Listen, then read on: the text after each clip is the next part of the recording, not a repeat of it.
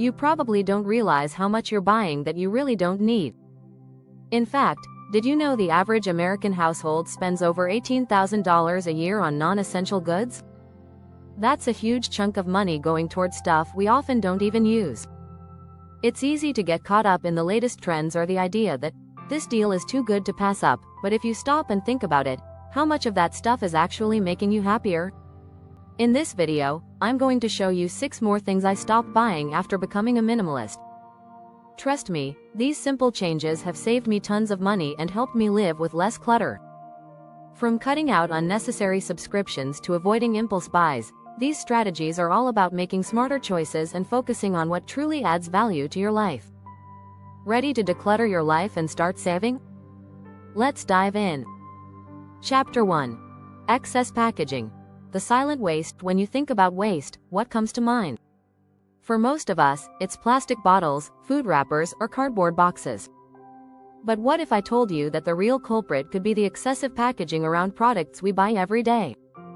According to a report by the Ellen MacArthur Foundation, 8 million tons of plastic enter the oceans each year. A big chunk of that comes from single-use packaging. As a minimalist, I started focusing on the waste generated by packaging. I stopped buying items that came in plastic-wrapped packages. Instead, I began purchasing bulk products or switching to items with minimal packaging. For example, bulk bins at the grocery store allowed me to buy only what I needed, cutting down on excess plastic. If you're unsure where to start, bring your own containers for produce or bulk goods. It's a small step that makes a big difference. Another strategy I've used is switching to zero-waste stores. These stores often offer refillable products in glass containers, cutting down on both packaging and waste. By doing this, I saved money too. Bulk buying helps avoid paying for the packaging that often gets thrown away. Did you know that 91% of plastic is not recycled? That's a huge problem. By embracing this minimalist strategy, I've reduced my environmental footprint significantly. It's easy to forget how much we spend on packaging alone. The more I adopted this mindset, the less I felt the need to buy unnecessary items in the first place. So, next time you're at the store, think about how much waste you're adding to the planet, and ask yourself, is this really necessary? Chapter 2. Fast fashion fiasco. Why I ditched trendy clothes. Fast fashion is everywhere, and it's tempting to buy the latest trends when they're on sale. However, I soon realized that this was a cycle of constant waste. The global fashion industry contributes 10% of global carbon emissions. That's more than all international flights and maritime shipping combined. Instead of buying cheap, trendy clothes that I barely wore, I started curating a wardrobe of timeless pieces. Minimalism in fashion means focusing on quality over quantity. A well-made white shirt, for example, can last for years if cared for properly. One of my strategies is to buy second-hand items whenever possible. Thrift stores, online resellers, and swaps have become my go-to. They provide a way to refresh my wardrobe without supporting the harmful effects of fast fashion. I also shifted my mindset about clothing. Instead of buying things because they were on sale or because everyone else was wearing them, I bought only what I truly loved and needed. If you're unsure, try the one in, one out rule. For every new item you buy, get rid of an old one. By doing this, I realized how much I didn't need and how many clothes I had that I never wore. Interestingly, a study showed that 60% of clothes in our closets are never worn. If you focus on versatile items that you can mix and match, you can maintain a minimal wardrobe without sacrificing style. Chapter 3. Subscription services.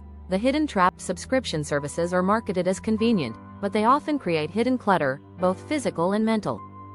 We sign up for everything from meal kits to streaming services, thinking they'll simplify our lives.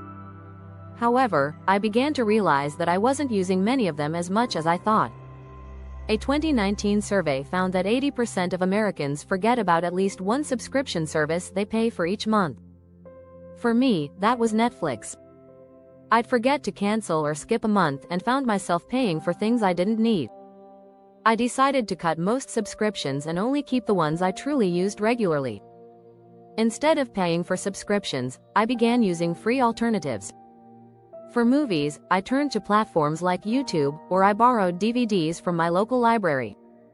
For meal planning, I created my own simple system instead of relying on pre-planned meal kits. Cutting out these subscriptions has saved me money too. A study revealed that the average person spends around $237 a month on subscriptions, and most people barely use them. By going minimalist, I only pay for services that really benefit me. This strategy not only decluttered my finances but also freed up more time. If you find this video helpful, don't forget to hit subscribe for more tips on living a minimalist lifestyle. Chapter 4. Single-use gadgets. Goodbye to the gimmicks. Who hasn't been tempted by the latest kitchen gadget promising to make your life easier? The avocado slicer, egg boiler, or banana peeler. They sound great in theory, but in practice, they often end up collecting dust. Minimalism encourages us to focus on tools that serve multiple purposes. Instead of buying single-use gadgets, I started looking for items that could handle multiple tasks. Take a good chef's knife, for instance. It can chop, slice, dice, and even peel in some cases. The more I adopted this mindset, the fewer gadgets I needed. In fact, most people buy gadgets on impulse. A study showed that 49% of people regret buying a product after they realize they don't use it. I realized I was part of that statistic. These purchases were not only wasting my money but also taking up valuable space in my home. By switching to multifunctional items, I also saved time on cleaning up after cooking. A basic set of stainless steel pots and a cast iron skillet could do more than 10 gadgets ever could.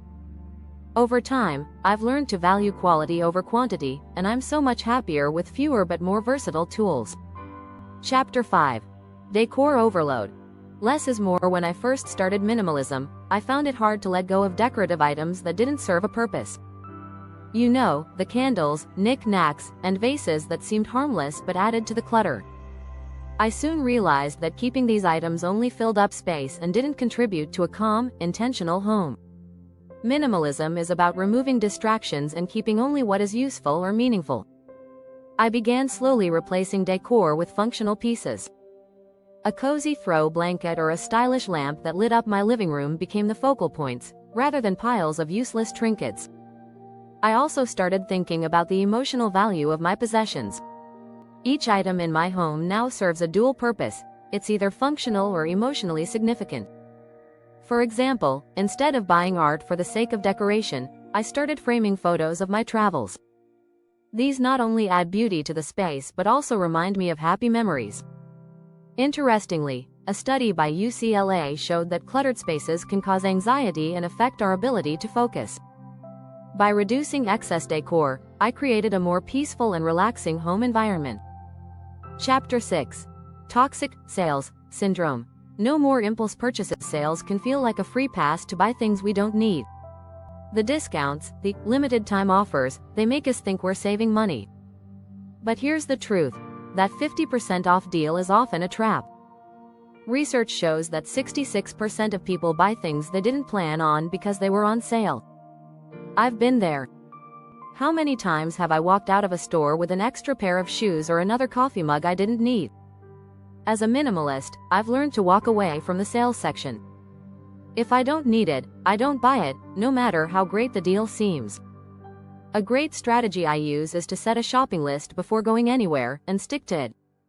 When I stick to the essentials, I find that I'm not tempted by impulse buys. I also set a 24-hour rule for non-essential purchases. If I still want something after 24 hours, I'll consider buying it. This has helped me avoid regret and unnecessary clutter. Plus, when I only buy what I truly need, I save money in the long run. By focusing on intentional purchases, I no longer feel the urge to chase discounts just for the thrill of it. If you enjoyed this video and want to see more tips on minimalism, be sure to hit that subscribe button.